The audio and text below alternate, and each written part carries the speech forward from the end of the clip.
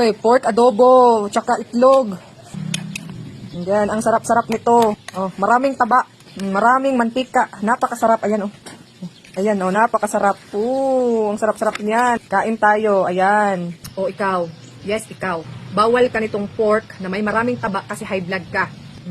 Hanggat malakas kang kumain ng mga high carb foods at sugary foods, hindi mawawala yung high blood mo. Naku!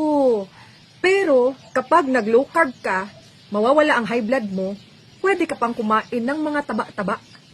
Diba? Ayan, oh. Kaya, pwede lang ito sa low carb.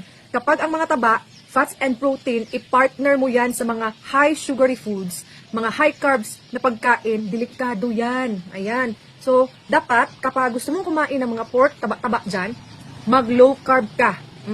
Bawal ito sa high carb. Ayan. Kain. Gusto mong mawala yung high blood mo? I-low carbs na yan.